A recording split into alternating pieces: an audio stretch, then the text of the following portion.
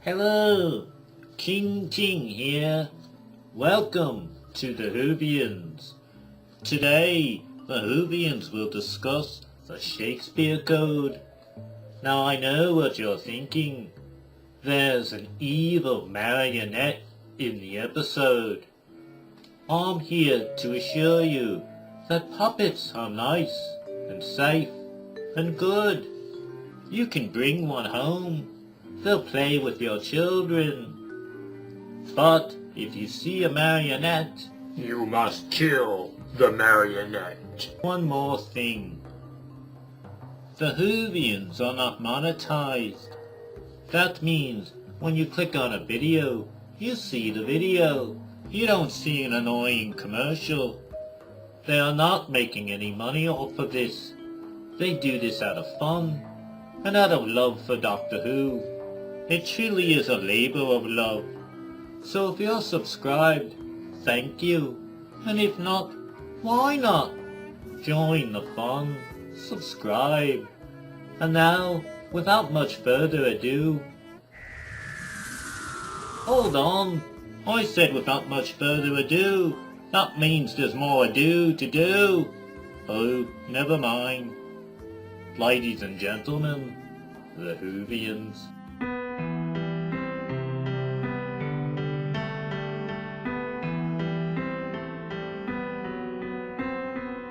Welcome everyone to another installment of the Whovians. Today we're going to discuss the Shakespeare Code with David Tennant.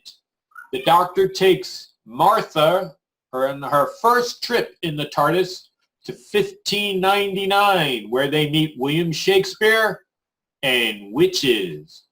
What did we think about it? Today we have with us Lee. Hello, Lee. Right there, Jimmy. Beef Dad. Hi, Jimmy. Kevin. Hi, Jimmy. Brian. Hello, everyone. How you doing? The lovely Carol Ann. Hello. Beef Head. Who I think is equally lovely too. Hello, boys and girls. Crazy Uncle Beef here. And Texas Tim. Hello, you. All right. Let's just get right into it. Lee Wilson, what did you think of the Shakespeare Code? This was the season I started to really like Tennant after Miss Piggy Rose left. I did start to enjoy the stories more, and I really do like Martha. I think she's an excellent companion. And I've said it before, she's the forgotten companion. Rose at one end, Donna at the other. The one in the middle, Martha's usually forgotten about. But the stories in this season were quite good. And Shakespeare Code, for me, is no exception to that. The setting, brilliant. Just the design of everything, for me, was brilliant. And who wouldn't want a story with witches? But alien witches. But yeah, it was just, I just cannot knock this one. It's a brilliant story. And the acting, what can you say about it? Tennant on top form. Freema, seeing as it's early on in era of Doctor Who tenure, it's brilliant. So for me, I'm going to give it a 8.5 out of 10.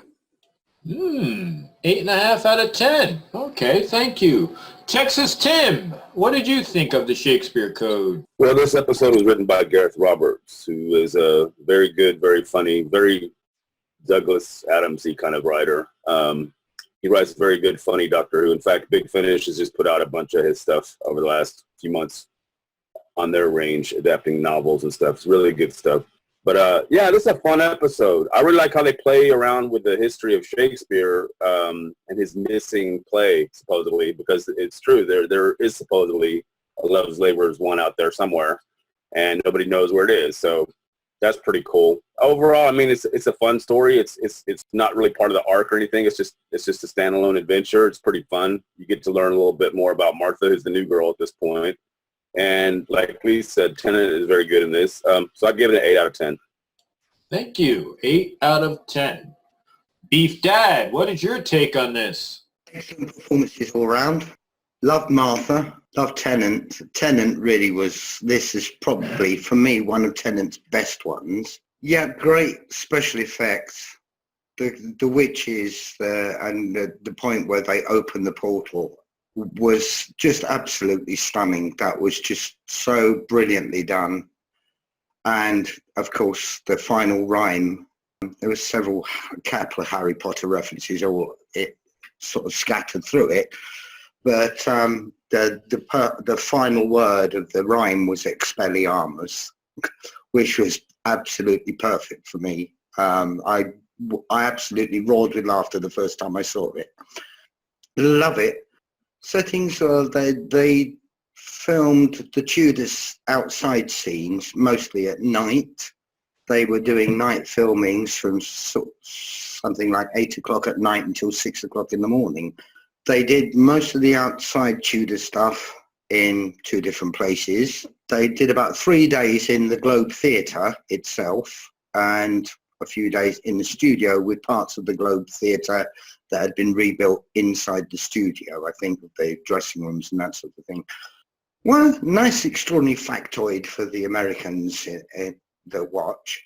The Globe Theatre was rebuilt, mostly thanks to the efforts of Sam Wanamaker, who was an American actor-director born in Chicago, who came over here later in his career, directed Shakespeare, acted in it. He was an absolute joy.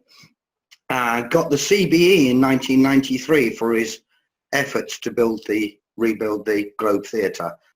And his daughter, another little factoid, his daughter, Zoe Wanamaker, played Lady Cassandra twice in the return of Doctor Who, the first series of the new era.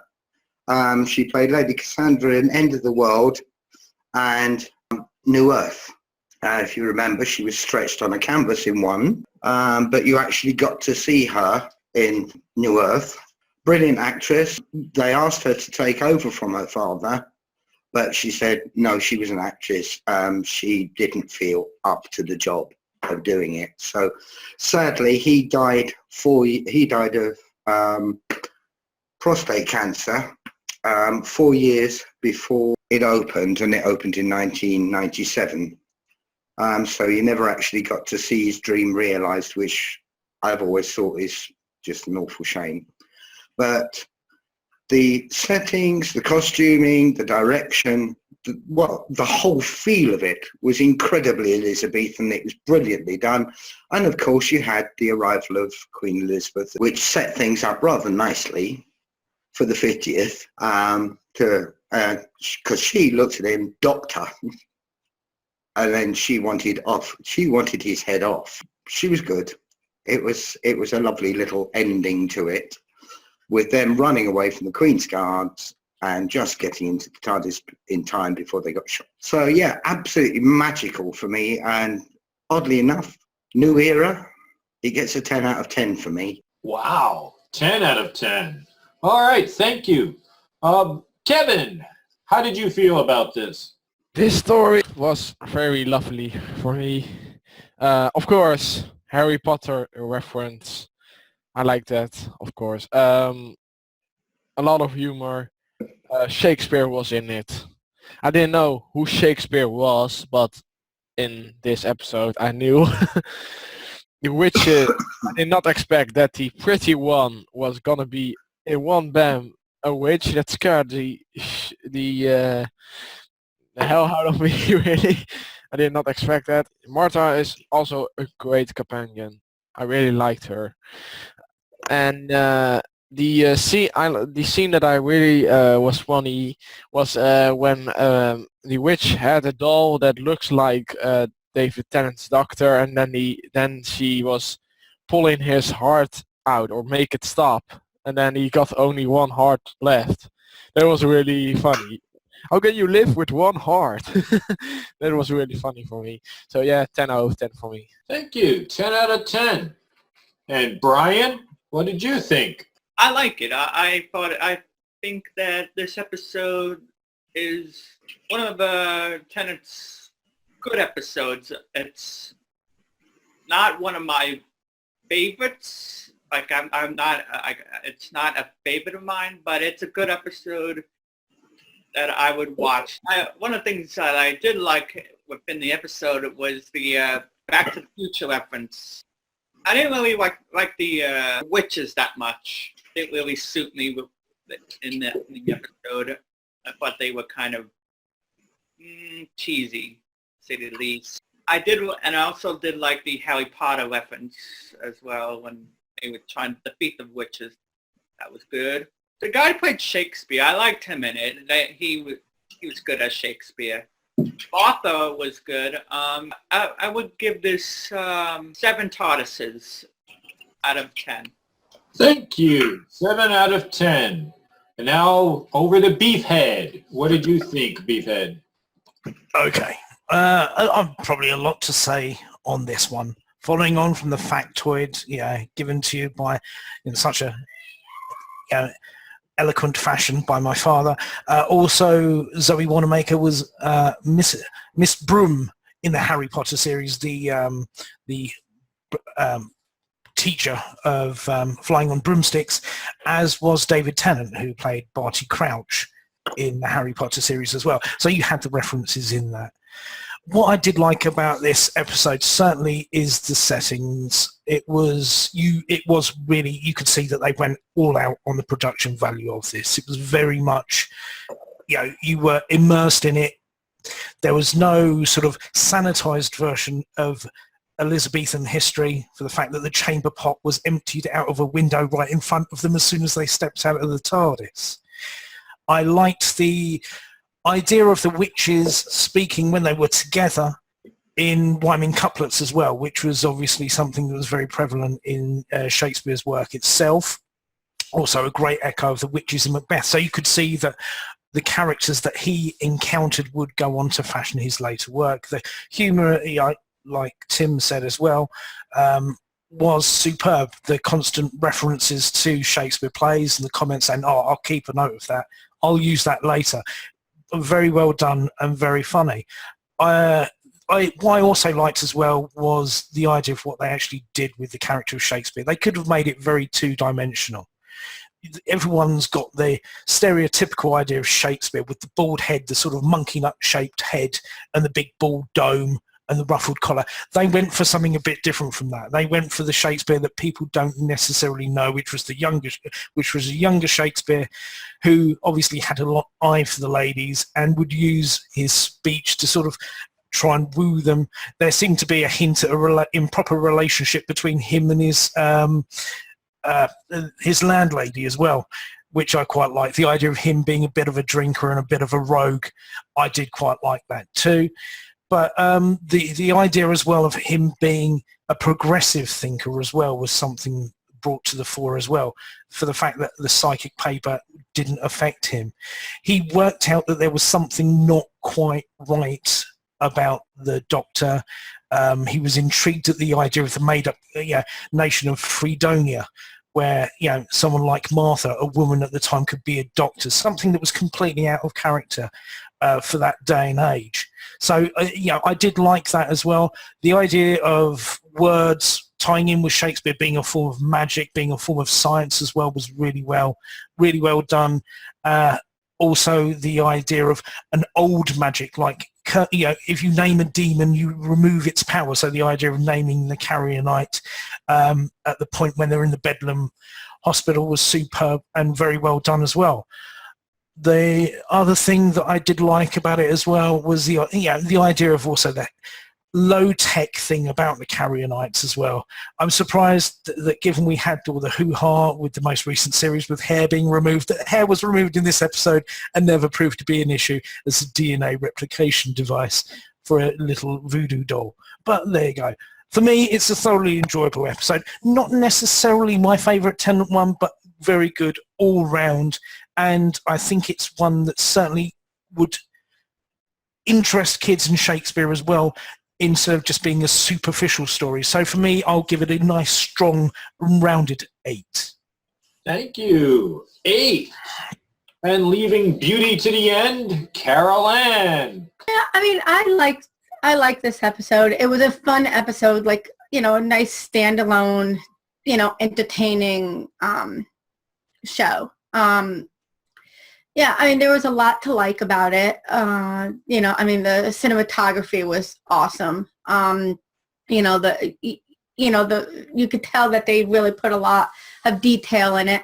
Of course, anything dealing with witches are cool, even though they're space witches. I mean, I don't know about the Harry Potter thing. I mean, it's like, yeah, yeah, I mean, but I can understand why they threw in the Harry Potter references because it's witches and, stuff like that. I mean, one reference is cute, but, the multiple references, I was like, oh, come on, get on with it. But that's just me. It also, pulled on, like, there had some serious issues in there, like when they went to the sanitarium there. And Martha was like, look at what they're doing. They should be treating these people, not like locking them away. So that was like a little jab to, how people with like mental problems were treated back then. So, I mean, there was some seriousness to this too, not just being like a fun, comical, episode. And I also liked it at the end. I mean, the acting was great with all the characters, and I also liked it at the end when Shakespeare figured out that the Doctor and Martha came from the future and traveled in space and time. I mean, he figured that out on his own, so that was kind of cool. So I mean, this was just like a fun episode, but it's also a forgettable episode.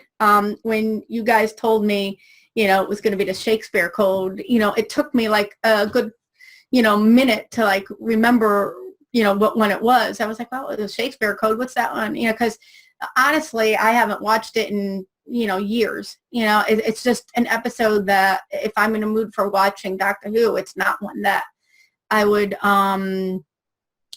choose to watch. And also if there was like a marathon going on, I would leave it on, but I probably wouldn't sit there and watch it because for me, it's just, forgettable. So even though it was a good episode, an entertaining episode, honestly, to be honest, I don't care. So for that reason, I'm going to give it a 6.5. 6.5. Yeah. Okay. Well, this was Martha's first trip in the TARDIS. And I did like her reactions as being first time traveling for her and wondering how she should behave. If I step on a butterfly, will I destroy humanity? Even the color of her skin, will she be taken away as a slave? All that seemed genuine and very good. Tennant is not my favorite of the Doctors, and I'd rather not watch a Tennant episode. But I did like him in this. Shakespeare, played by Dean Lennox Kelly. Dean Lennox Kelly played Shakespeare. He was good in the role, but Shakespeare, to me, in this, well, there's a scene where he talks about the death of his son. And right after that, it's followed by a to be or not to be joke. So to me, Shakespeare in this was more of a caricature. He's great in the role of Shakespeare, but he's playing a caricature of Shakespeare. He's not playing Shakespeare, a human. This is a Shakespeare who's larger than life, more of a rock star status celebrity, total genius. His words not just affect the audience, but they affect all time and space. So he's playing a caricature of Shakespeare. To me, the sets look like they landed in a theme park more than the actual 1599. Although I'm not a historian of England, so I really don't know what it would look like in 1599. But to me, it looked more of a theme park than it did an actual time in history. The special effects were good. Most of it was CGI, and they were so good that I thought they must have blown the whole budget on this one episode. So overall, I would give this a 7 out of 10. And now the mics are open for anyone who wants to add anything else. Well, there's a school of thought that Shakespeare didn't even write all of that stuff, that somebody else did. Derek Jacobi believes that. I learned that recently in a recent documentary about, I think it was Richard II. But I don't know if that's true. It's hard to tell. Something so old, 400 years ago, I mean, nobody really knows for sure. Like you said, it doesn't look like 1599. It's not like there's photographs you can look at from 1599 to see what it actually looked like. So it's all pretty much, it's all imagination at this point. Historical imagination. It's to me, it was just a nice little 45-minute romp, and I enjoy episodes like that. Yeah, that's it. It's nice self-contained. There was no Sonic. There was no over-reliance on a Sonic or something like that as well. Also, Beef Dad mentioned, Queen Elizabeth there, who was wonderfully played by Angela Pleasance, and the daughter of Donald Pleasance. Just a little cameo like that. She stole that scene there. It was an excellent little scene, that. Now, Martha is a doctor, and in this one, she actually practices medicine, so to speak. When the guy is spewing up the water, she mentions she's a doctor, and she goes to treat him and be a doctor. And then later on, when she's taking care of the doctor, because one of his hearts has stopped working again. So this one, she's actually a doctor. They had to mention Rose again in the episode. Rose has already left, and they still can't get rid of her. They had to mention Rose again. That brought the episode down. Well, I think that was a sad thing about Martha's character, is she ends up being rebound girl for the series, which, to her credit, that's why she leaves at the end. She's not going to be anybody's number 2. Yeah. At the end of the series. But I mean, I think you're right to an extent. That was a mistake with her character. She would have been far more interesting if she hadn't always been mooning about, Rose or whatever. So yeah. Both of the locations, they used 2 different locations for the Elizabethan parts, the outdoor scenes, and they were both set with original Elizabethan buildings. So we're not talking theme park. We are talking actual historical buildings. Coventry. What was the other one? I think it might have been Warwick. But yeah, definitely Coventry was part of it. And those are original Elizabethan buildings that it was all filmed in front of. Not a theme park. Those are buildings that are actually inhabited, are still standing, and are from the period. Did they do any actual filming at the New Globe, or not really? Yes, yeah, they did about 3 days at the New Globe. Oh, okay. They used interior sets, certain of the bits of it, like the dressing rooms and that sort of thing, was done in studio interiors. The majority of what you see in the Globe was actually filmed in the Globe. Hmm. And is that I'm sorry, is that in the same place that the old Globe was back in the day, or is it just in No, actually, the place where the Globe is built is on the site of the old Rose Theatre, which was another building of the same ilk. Mm. But they weren't able to build where the Globe was originally because there's other very big buildings there, quite historical buildings actually. I believe County Hall's one of them. Part of County Hall, and but that's actually built on the site of the Rose Theatre, which was basically at the time one of the Globe's competitors.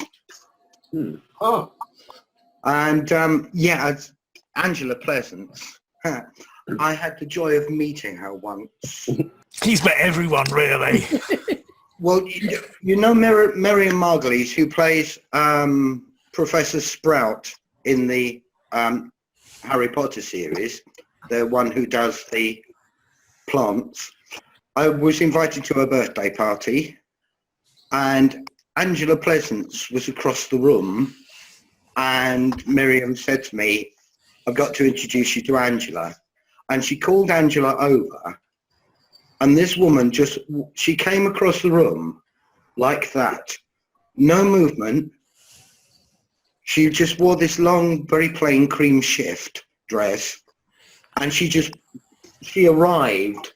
She didn't seem to move legs. If someone had pulled her along on a little trolley, it was so scary, so creepy, and she had these massive luminous eyes, and she was very nice.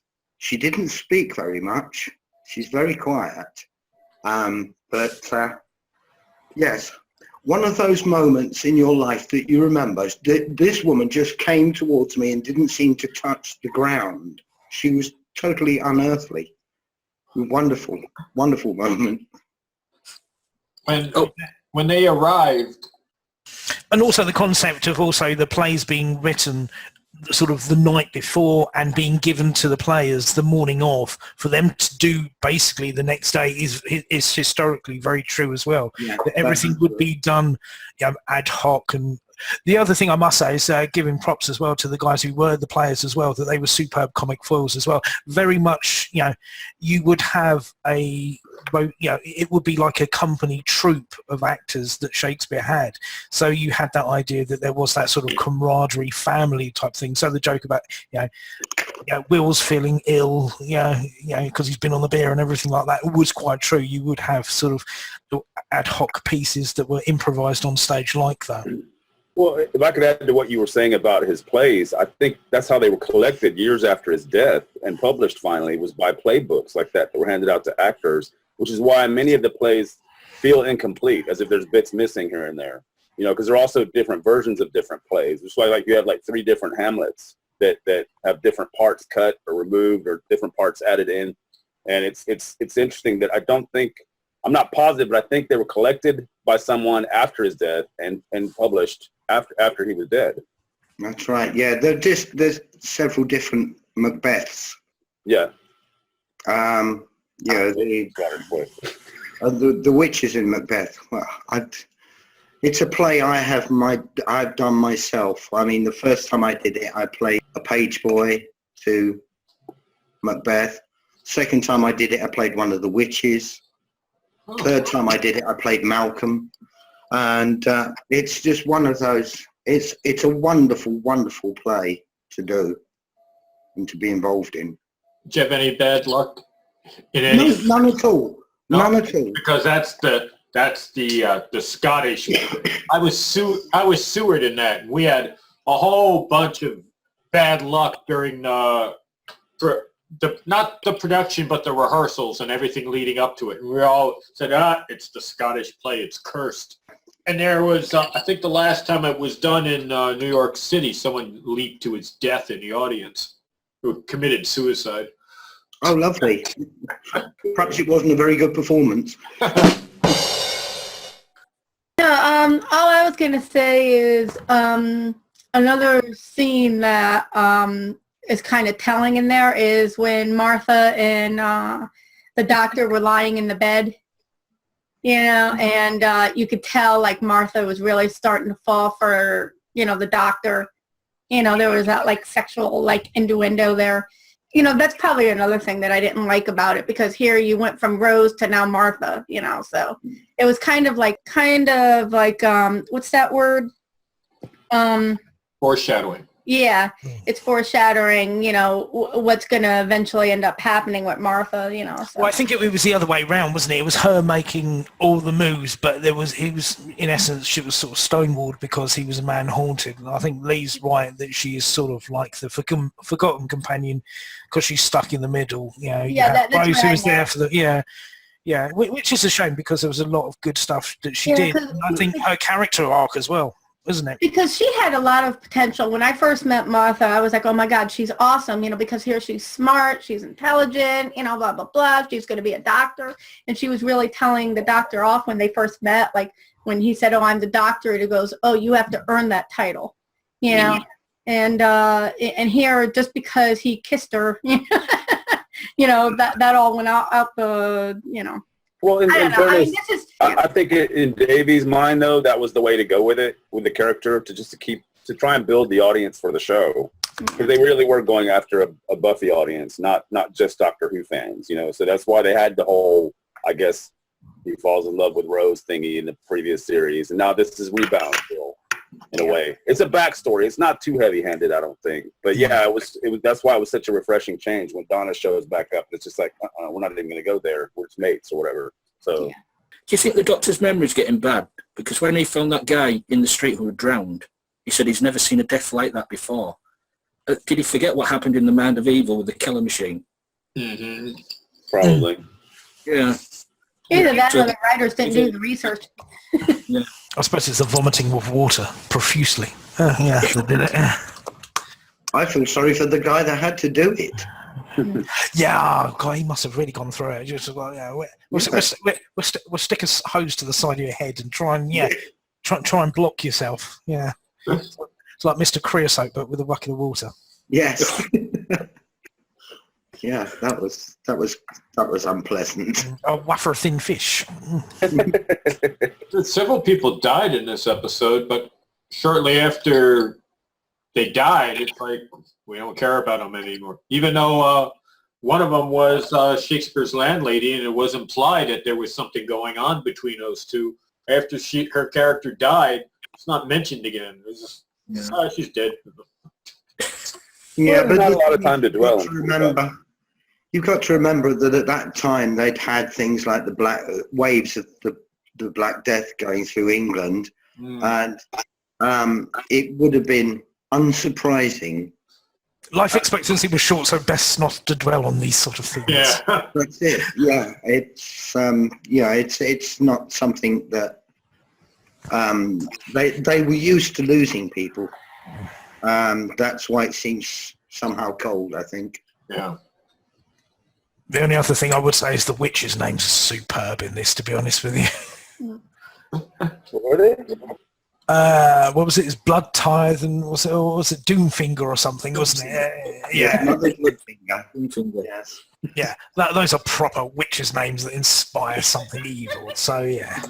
If that's all, that's all we have to say. I think, yeah, we're going to... So thanks for tuning in, and come back next week. Like, share, support, and what did you think about the episode? Let us know in the comments down below, and keep hooing, everyone. You must kill the marionette.